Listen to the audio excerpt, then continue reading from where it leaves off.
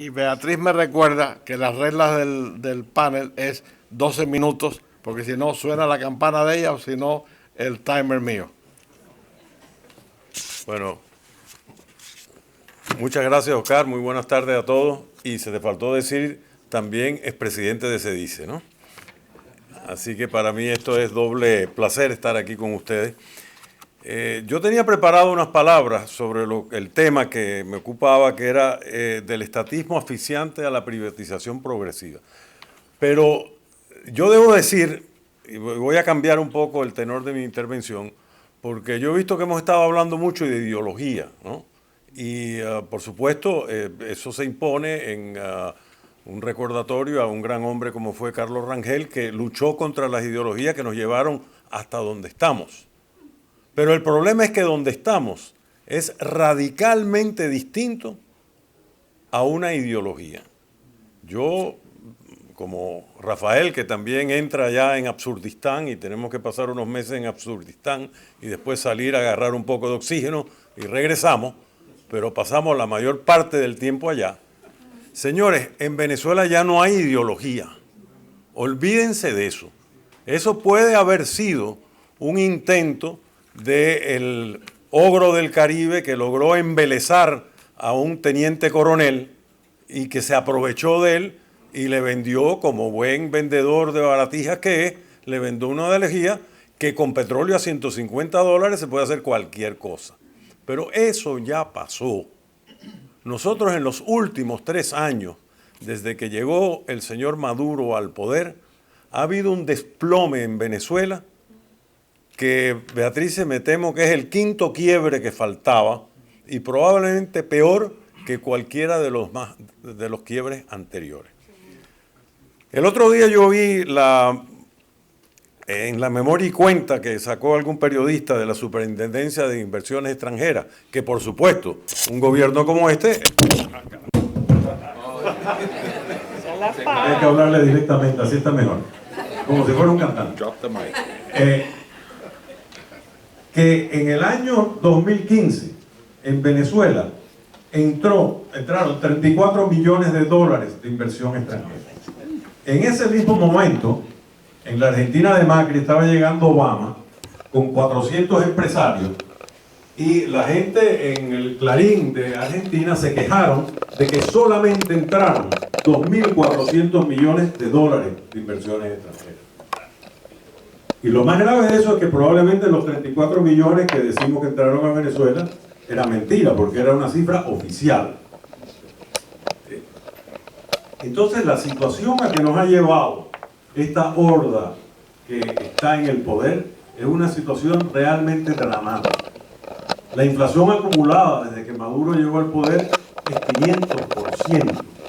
La contracción económica es 20%, incluyendo un 11% que va a haber este año, porque cada mes tienen que estar reevaluando cuánto más vamos a contraernos.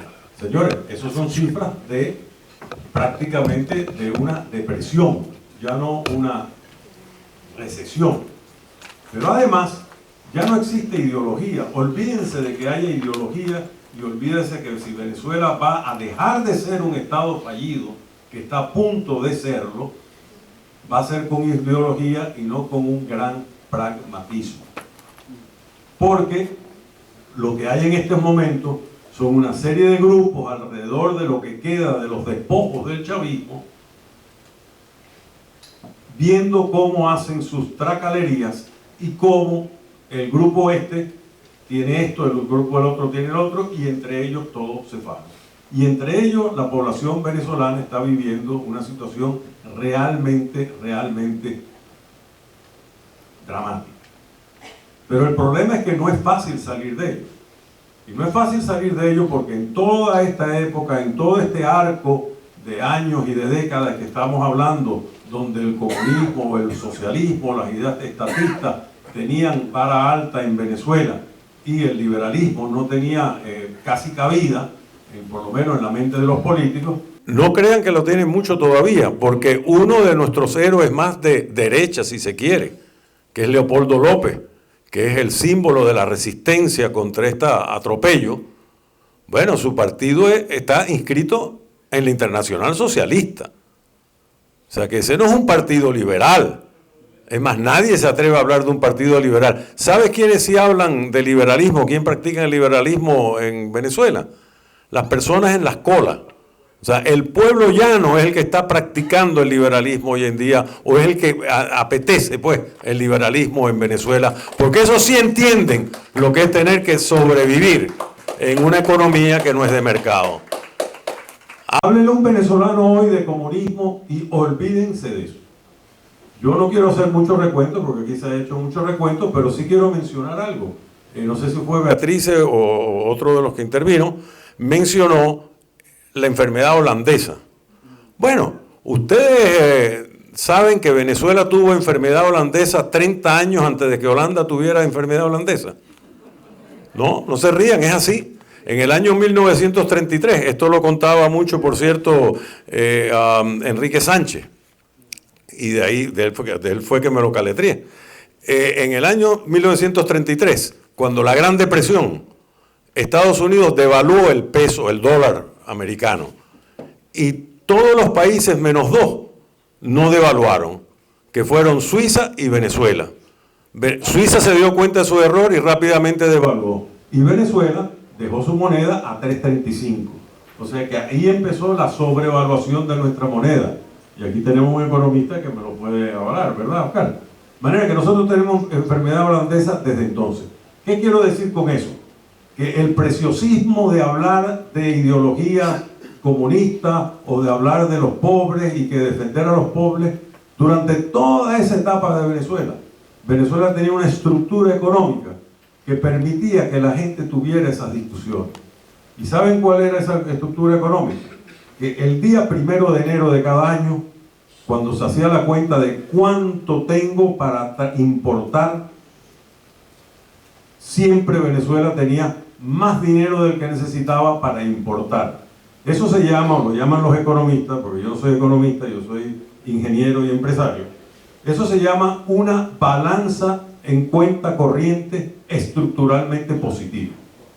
Y durante todo ese tiempo, inclusive después del Viernes Negro y todos los errores que cometieron los partidos del estatus del 1983 a 1998, la balanza siguió siendo estructuralmente positiva.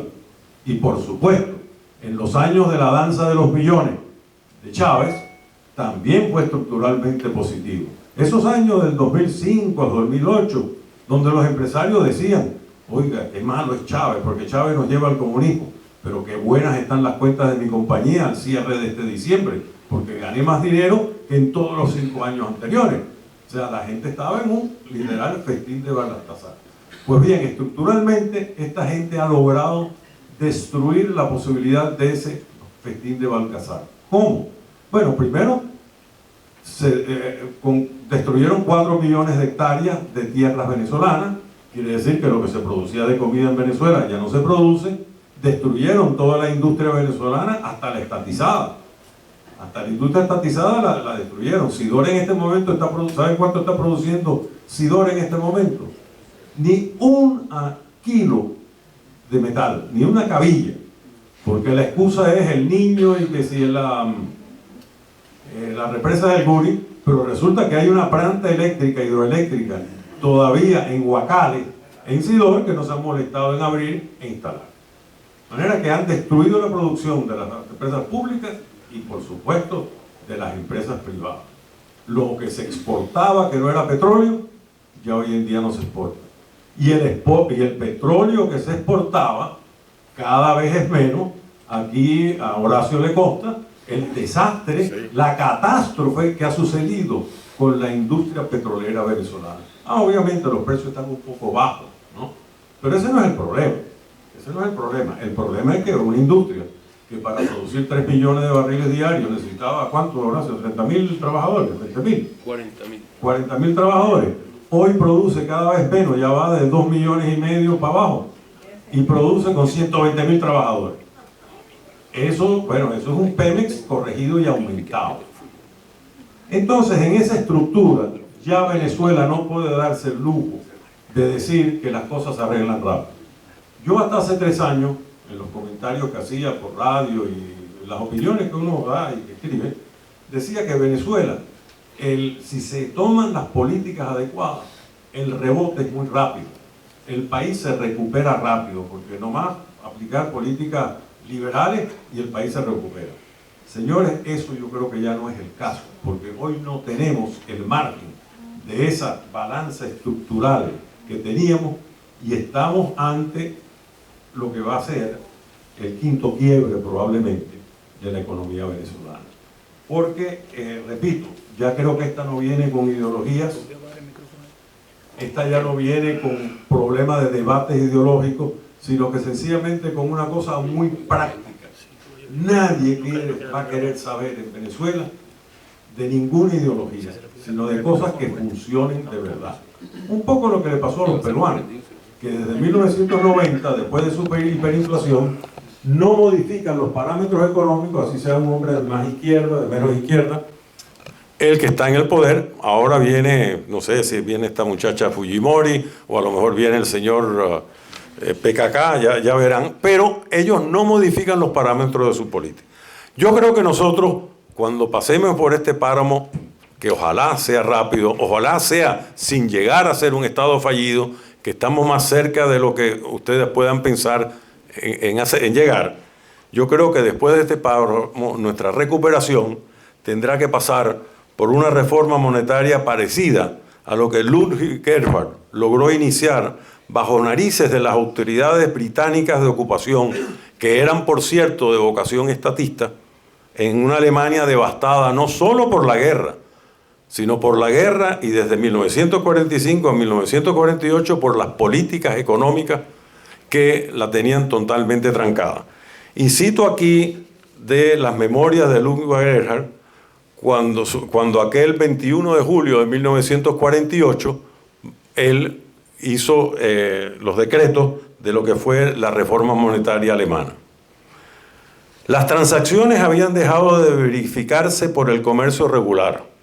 Las mercancías permanecían acumuladas y habíamos retrocedido a las condiciones de intercambio o trueque de productos naturales propios de un mundo primitivo. Hace 2 semanas yo estaba en ese ambiente y hoy aquí me sorprendí cuando vi cómo están los supermercados. Pero el mercado negro desapareció súbitamente y en todos los campos de la vida económica dio comienzo como a toque de campana con el día mismo de la reforma monetaria. Y es propicio que pensemos en una solución similar, sobre todo hoy que conmemoramos la vasta obra de una mente preclara como la de Carlos Rangel, quien hace 40 años ya nos alertaba hacia dónde marchábamos, como efectivamente hemos marchado en nuestra transición de buenos salvajes a buenos revolucionarios. Muchas gracias.